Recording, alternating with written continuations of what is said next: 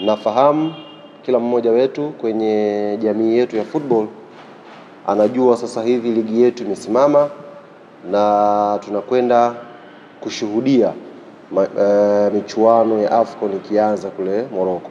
Kwa kuwa timu yetu ya taifa ya Tanzania imequalify kwenda AFCON na ligi yetu imesimama, hivyo wanayanga, wanachama na mashabiki wetu wako na shauku ya kutaka kujua hali inavyoendelea kwenye timu yao kipindi hiki cha mwezi wa 12. Wana hamu ya kujua wachezaji ambao ni majeruhi wanaendeleaje. Mechi ya mwisho pale Dodoma dhidi ya Coast, kuna baadhi ya wachezaji hawakuonekana, si tu kwenye pitch, hata majukwani hawakuonekana. Mashabiki wa Young Africans wana hamu ya kupata taarifa yao, wako wapi hawa wachezaji, nini kinaendelea.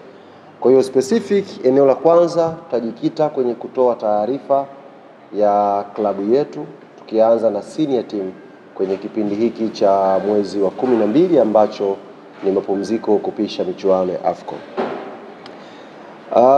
Baada ya mchezo dhidi ya Coastal Union, na hapa kabla sijadumbukia kwenye ratiba, nitoe pongezi zangu za dhati sana kwa mashabiki na wanachama wa klabu yetu Young Africans walioingia uwanja wa Jamhuri siku ya mchezo dhidi ya Coast na kuisupport timu yao. Ile vibe ambayo tuliipata pale siku ile ni vibe ya kipekee sana. Funga goli dakika za mwishoni hivi, lakini hamasa ambayo mashabiki walikuwa wanaitoa, walikuwa wanaonyesha wachezaji kwamba tunaamini hata ingebakia dakika moja, tunaamini tuna nafasi ya kupata goli na tukawa kwenye nafasi ya kuondoka na pointi 3. Kwa hiyo niwapongeze sana mashabiki na wanachama wa klabu yetu Young Africans, aidha ambao walikuwa Dodoma, waliosafiri kutoka mikoa mbalimbali. Wamefanya kazi kubwa na Mwenyezi Mungu ametulipa zawadi ya ushindi wa pointi 3. Tunakwenda kwenye mapumziko tukiwa nafasi ya pili kwenye msimamo wa ligi. Ni jambo la kumshukuru Mwenyezi Mungu na nimeona nianze na kutoa hii pongezi. Baada ya mchezo ule, technical bench ilitangaza mapumziko kutoka siku ile ya tarehe 7 mpaka siku ya tarehe 15 ya mwezi wa 12. Kutoka tarehe 7 ambako mechi ilimalizika, kwa hiyo tarehe 8 mpaka tarehe 15, wachezaji wote ambao hawajaitwa kwenye timu zao za taifa, wachezaji wote ambao hawapo kwenye michuano ya AFCON, wachezaji wa Young African Sports Club wamepewa mapumziko kutoka siku ya tarehe 8 baada tu mchezo kuisha tarehe 7 mpaka tarehe 15. Tarehe 15 ikifika, wanatakiwa waripoti mazoezini. Na wakiripoti mazoezini, programu iko vipi? Kiripoti tarehe 15, watafanya mazoezi mpaka tarehe 20. Wakifanya mpaka tarehe 20, patakuwa pana break nyingine kutoka tarehe 21 mpaka tarehe 28. Break hii ya kwanza ni break kwa sababu tumetoka kwenye mchaka wa mechi ambazo zimefuatana. Kwa hiyo tumewapa wachezaji wiki moja hapa ya kupumzika. Tarehe 15 wataripoti kambini kwa ajili ya kuendelea na mazoezi.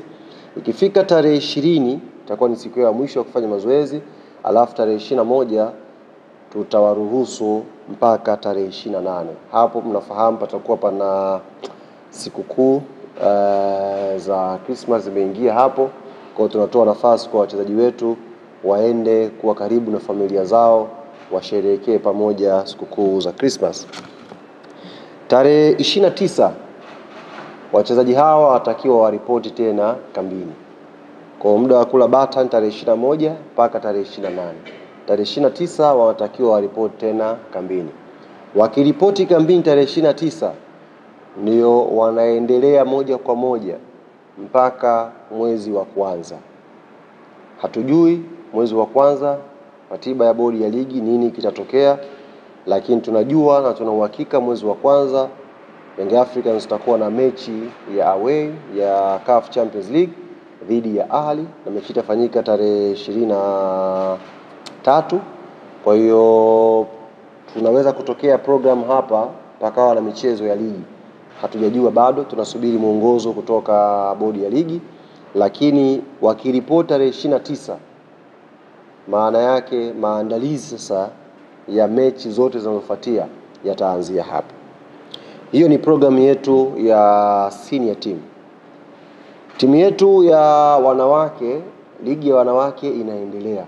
Ligi ya wanawake inaendelea na tarehe 12, maana yake ni kesho kutwa tu, siku ya Ijumaa inshallah, watakuwa na mchezo dhidi ya timu inaitwa Tausi, na mechi hii itafanyika pale KMC Complex. Muda tutakuja kuwajuza baada ya kupata mwongozo mzuri kutoka TFF, lakini siku ya Ijumaa inshallah timu yetu ya wanawake Yanga Princess itakuwa na mchezo wa ligi kuu ya wanawake dhidi ya Tausi. Wakati ligi ya wanawake ikiendelea, ligi ya vijana chini ya miaka 20 pia na yenyewe inaendelea, na tarehe 17 watakuwa na mchezo. Kwa hiyo ukiangalia vizuri, mwezi wa 12 senior team watakuwa na vipindi viwili vya mapumziko, lakini wana kipindi hapo cha kufanya mazoezi. Lakini timu yetu ya wanawake yenyewe haina off kwa sababu ligi yao inaendelea, na timu yetu ya vijana chini ya miaka 20 ligi yao pia inaendelea, kwa na wao hawana off. Break pekee waliopewa ni senior team. Kwa hiyo ndiyo program nzima ya timu zetu tatu katika kipindi cha mwezi wa 12. Tuna wachezaji ambao walipata majeraha na kuna wachezaji ambao hawakuonekana kwenye mechi dhidi ya Coastal Union. Kutoka kwenye idara yetu ya madaktari, nianze kwa kutoa ripoti ya wachezaji ambao wako kwenye matibabu sasa hivi.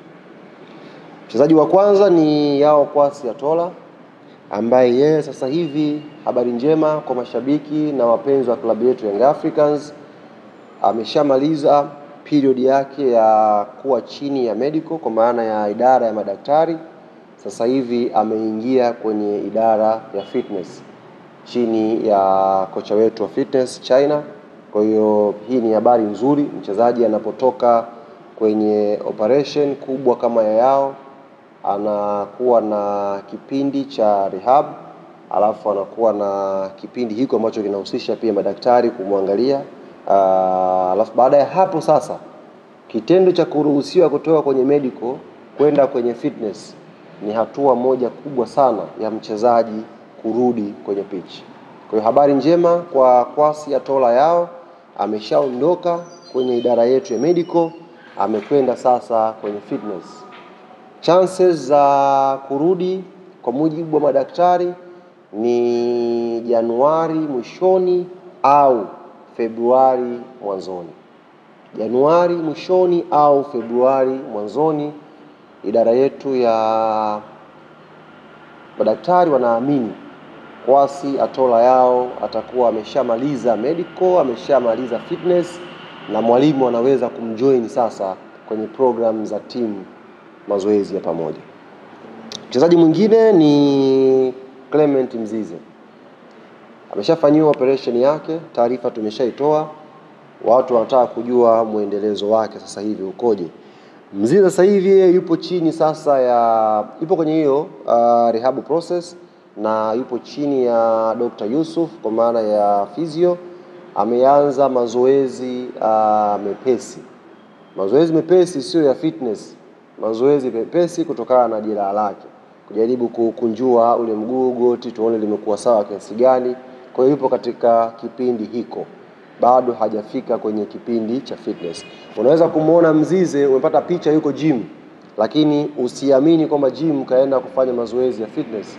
Yupo chini ya idara ya madaktari na Dr. Yusuf kwa maana ya physio wetu ndio anamsimamia kwa sasa hivi. Chances za kurudi Mzize ni lini? Kwa mujibu wa daktari, Mzize anaweza kurudi pia Januari mwishoni au early February. Januari mwishoni au mwanzoni mwa mwezi wa pili, Clement Mzize anaweza kurudi uwanjani. Mchezaji mwingine ambaye nimeona ameandikwa sana hapa siku mbili hizi ni Mudathir, ambaye amekosekana kwenye mechi mbili za mwisho za ligi ambazo Yanga wamecheza. Na mmeona taarifa Mudathir ameondolewa pia kwenye kikosi ambacho kilikuwa kinasafiri kuelekea Egypt, maandalizi ya kuelekea Morocco kwa ajili ya AFCON. Mudathir amepata shida ya goti, na yeye bahati nzuri shida yake sio shida ya kufanyiwa operation. Jambo la kumshukuru Mwenyezi Mungu, shida yake sio shida ya kufanyiwa operation. Nimeona mahala watu wameandika Mudathir anakwenda kufanyiwa operation. Sio kweli. Mudathir shida yake sio ya kwenda kufanyiwa operation. Ziko namna mbalimbali za kitabibu ambazo madaktari wanaendelea nayo, na Mudathir madaktari 100% wanaamini mwanzoni mwa mwezi wa kwanza panapo majaliwa Mwenyezi Mungu atakuwa amesharejea 100% kwenye utimamu wake. Kwa ni matibabu anaendelea nayo chini ya idara yetu ya madaktari, lakini sio operation.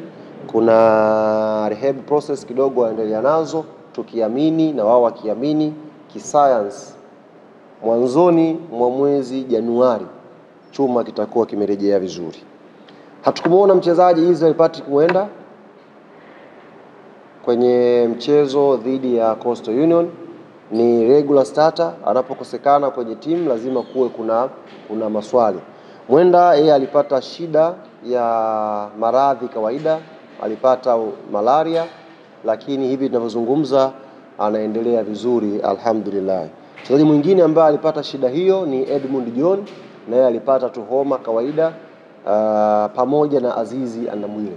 Hawa watatu walipata maradhi ya kawaida, na hivi tunavyozungumza na nyie hali zao zimeimarika vizuri, na tunaamini siku ya tarehe 15 inshallah watarejea kuanza mazoezi ya pamoja na wenzao kambini kwetu. Hiyo ni taarifa ya majeruhi ambao tuko nao sasa hivi kutoka kwa idara ya madaktari, na tunaamini wanachama na mashabiki wa klabu yetu watakuwa wametosheka na wameshiba hii taarifa ya madaktari juu ya wachezaji ambao hawajaonekana kwa muda kidogo. Players wengine ambao hamjawaona, kwa mfano Dennis Nkane, Farid Musa Malik, hawa hawajaonekana kiwanjani kwa sababu za kiufundi, sio kwa sababu za majeraha, ni sababu za kiufundi. Shuaboy pia alikuwa hajaonekana muda mrefu, lakini juzi mlimuona Dodoma. Kwa hiyo kuna tactical reason ambazo mwalimu anaamua mechi hii niende na fulani, mechi hii niende na fulani. Kwa hiyo hawa wengine ambao sijawataja hapa na hamjawaona, hawa hawajaonekana kwenye michezo yetu kwa sababu za kiufundi, lakini sio majeraha. La mwisho kwa upande wangu ni mambo makubwa mawili. La kwanza ni programu yetu ya Yanga Soccer School inaendelea. Nitumie fursa hii kuwaomba na kuwakumbusha wazazi na walezi kuwaleta watoto wao kipindi hiki cha likizo hapa kuja kujiunga na Yanga Soccer School. Training zinaendelea, tunawakaribisha wazazi mje hata muone, kabla hata hujalipa hela yako njoo pale viwanja vya Muhimbili vile. Njoo pale angalau ushuhudie programu nzima ya watoto ilivyo na inavyofanyika. Jumatatu, Jumatano, Alhamis na Jumamosi. Jumatatu, Jumatano, Alhamis na Jumamosi. Jumatatu, Jumatano, Alhamis ni saa 10 mpaka saa 12 jioni. Jumamosi ni saa 3 mpaka saa 5 asubuhi. Kipindi hiki cha likizo mtengeneze mwanao aishi ndoto zake za kupenda mpira. Mtoe karibu na remote hapo nyumbani. Mtoe mwanao karibu hapo na magemu hapo. Mtoe karibu mwanao na vikundi ambavyo vitampotezea maadili yake. Mlete Yanga Soccer School. Na ninakuhakikishia wazazi ambao wameshajiunga sasa hivi wamekuwa mabalozi wazuri wa kuwaambia wazazi wengine namna ambavyo watoto wao wanaenjoy program za Yanga Soccer School. Kwa hiyo nichukue fursa hii kuwaomba wazazi na walezi, programu hii inaendelea, njooni makao makuu, vijana hawa waweze kupata nafasi ya kujifunza mpira. Lingine ni kuhusu taarifa kutoka idara yetu ya wanachama. Sisi Yanga wala kukaa mwezi mzima hivi, mwezi mzima, yani mwezi mzima hatuna jambo, hatuwezi. Kwanza miili itauma. Yaani mwezi mzima tukae tu, yani matawi yetu, wanachama wetu wamekaa tu, hapana. Miili itauma.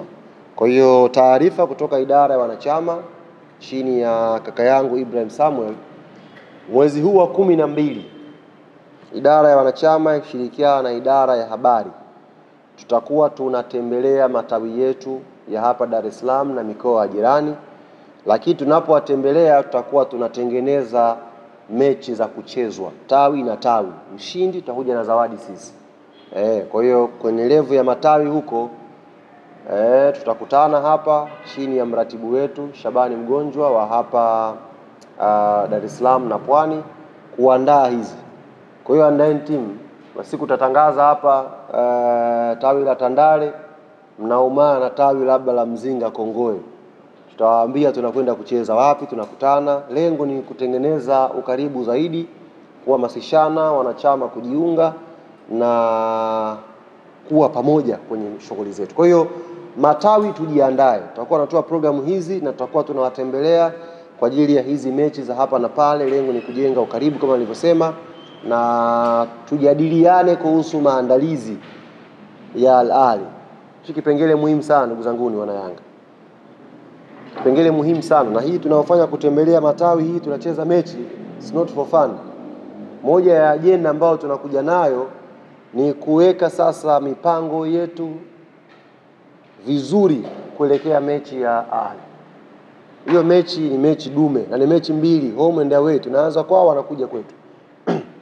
Kwa experience ya Champions League, hizi mechi za 3 na 4 zinaweza kukupa picha kama unakwenda au unabaki. Experience ambayo niko nayo kwenye Champions League.